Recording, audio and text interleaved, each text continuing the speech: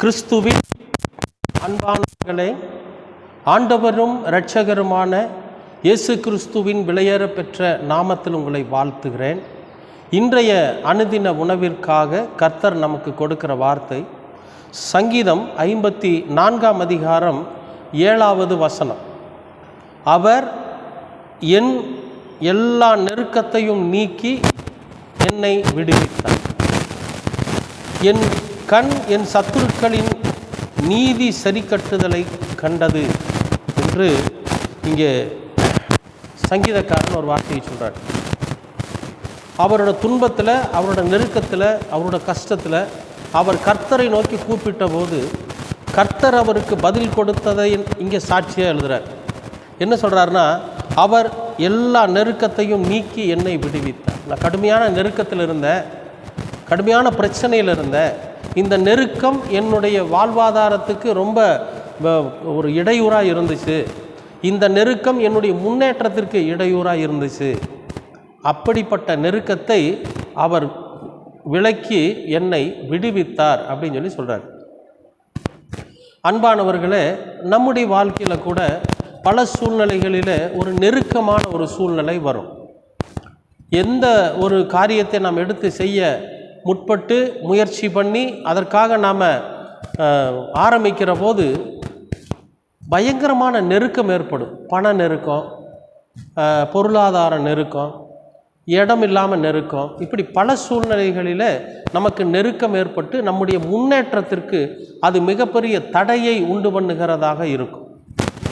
ஊழியத்துலேயும் சரி ஒரு நெருக்கம் ஏற்படும், முன்னேற முடியாது. வியாபாரத்தில் நெருக்கம் ஏற்படும், முன்னேற முடியாது. பிஸ்னஸில் நெருக்கம் ஏற்படும், முன்னேற முடியாது. நாம் செய்து கொண்டிருக்கிற தொழிலில், அலுவலகத்தில் ஒரு நெருக்கம் ஏற்படும், முன்னேற முடியாது. பார்த்தீங்களா? அப்போ இந்த நெருக்கம் என்பது நம்முடைய வாழ்க்கையின் அடுத்த கட்டத்தை அடைவதற்கு மிகப்பெரிய தடையாக இருக்கும்.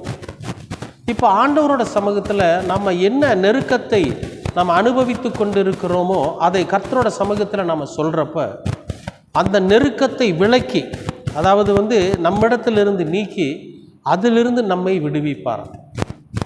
அப்போ நம்ம ஆண்டவரிடத்தில் சொல்லணும், கர்த்தரோட சமூகத்தில் கேட்கணும். கேட்கிறவன் தான் பெற்றுக்கொள்வான். ஆண்டவரோட சமூகத்தில் நம்முடைய நெருக்கத்தை சொல்லணும். ஆண்டவரே, நான் இப்படி ஒரு தொழில் பண்ண ஆரம்பிச்சிருக்கிறேன், அதில் எனக்கு ஒரு நெருக்கம் ஏற்படுது. நான் இன்றைக்கி தேர்வு எழுத போகிறேன், அதில் எனக்கு ஒரு நெருக்கம் ஏற்படுது.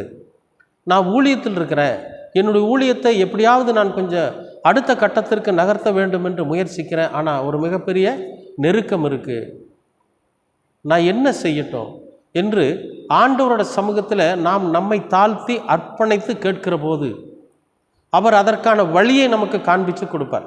அது மட்டும் இல்லை, நமக்கு தடை ஏற்படுத்துகிற எல்லா நெருக்கத்தையும் அவர் நீக்கி போடுவார்.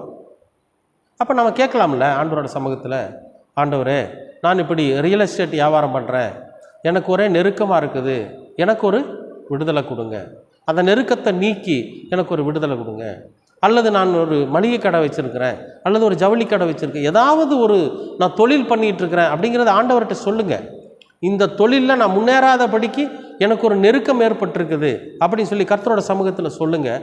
அவர் இன்றைக்கு அந்த நெருக்கத்தை நீக்கி, நெருக்கத்தை நம்மிடத்திலிருந்து நீக்கி லகுவாக்கி என்ன பண்ணுவார்? நம்மை ரட்சிப்பார், நம்மை அதிலிருந்து விடுதலை ஆக்கிடுவார். அது மட்டும் இல்லை, என் கண் என் சத்துருக்களின் நீதி சரி கட்டுதலை கண்டது. அப்போ யாரால் நமக்கு அந்த நெருக்கம் ஏற்பட்டது? நம்முடைய சத்துரு நமக்கு அந்த நெருக்கத்தை ஏற்படுத்துவான். நம்முடைய விரோதிகள் நமக்கு அந்த நெருக்கத்தை ஏற்படுத்துவாங்க. இப்போ ஆண்டவர் என்ன பண்ணுவார்? நமக்கு நெருக்கத்தை நீக்கினதும் அல்லாமல், நம்மை விடுதலை ஆக்கினதும் அல்லாமல், நமக்கு யார் அந்த நெருக்கத்தை உண்டு பண்ணினார்களோ, எந்த சத்துரு அந்த நெருக்கத்தை நமக்கு உருவாக்கினானோ அவனிடத்தில் நீதியை சரி கட்டுவான். அவன் செய்கிற அநீதியை அழித்து நாம தான் அதில் நீதியுள்ளவர்கள் என்பதை அந்த இடத்துல நிரூபிக்கிறத நம்முடைய கண்கள் பார்க்கும், நாமளே அதை பார்ப்போமா?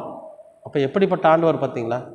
நமக்காகவே எல்லாவற்றையும் கொடுத்த என் தேவன் இன்றைக்கு உங்களுக்காக எனக்காக அவர் காத்திருக்கார். நாம் அவரை அண்டிக் கொள்ளுகிற போது எல்லா சூழ்நிலைகளிலுமே, எல்லா நெருக்கங்களிலுமே அவர் நம்மை விடுதலையாக்குகிறவராக இருக்கிறார். நீங்கள் விசுவாசிக்கிறீங்களா?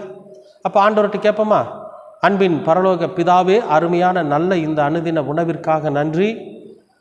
நாங்கள் எவ்வளவோ நெருக்கத்தில் இருந்த போதும் கூட நீர் எங்களை அந்த நெருக்கத்தை நீக்கி அதிலிருந்து விடுதலை ஆக்குகிற தேவனாயிருக்கிறீர். அதற்காக உமக்கு நன்றி செலுத்துகிறோம்.